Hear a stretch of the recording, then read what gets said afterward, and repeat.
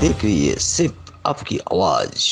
नमस्कार, आप देख रहे सिर्फ आपकी आवाज। मैं शिल्पा। आज माननीय मुख्यमंत्री ममता बनर्जी बागडोगरा हवाई अड्डे पर पहुंचने के बाद उत्तर कन्नड़ के लिए रवाना हुए।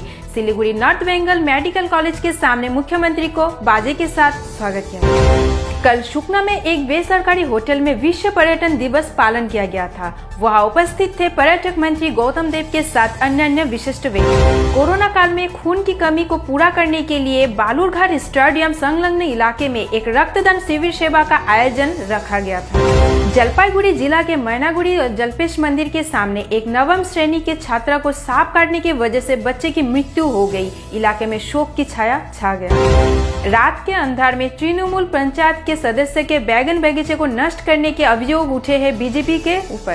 शांति निकेतन थाने के तालतोड़ गांव से 4 बांग्लादेशी दुष्कर्मी को और 2 स्थानीय व्यक्ति को गिरफ्तार किए गए हैं वीरभूम पुलिस के एक दल। कोचबिहार तूफानगंज SBI बैंक के पूर्व प्रबंधक को घर पर घुसकर डकैती दलों ने तेज अस्त्र से आघात किया। पूर्व प्रबंधक को कोचबिहार हॉस्पिटल ले गया है। तूफानगंज थाने के पुलिस छानबीन कर रहे हैं पता लगाने के लिए कि ये डकैती दल है या हत्या का कोशिश किया गया था। सिवड़ी बस अड्डे एवं उसके आसपास के इलाके के 300 जन फल विक्रेता एवं अन्य फेरीवाला को लेकर गठन हुआ फेरीवाला संघ।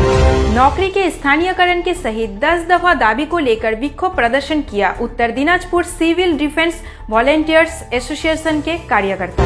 आज क्रिकेट IPL का 10वां मैच है। आज रॉयल चैलेंजर बेंगलोर और मुंबई इंडियंस के बीच मैच है। इसी तरह की खबर देखने के लिए चलते फिरते बने रहिए हमारे साथ सिर्फ आपकी आवाज पे।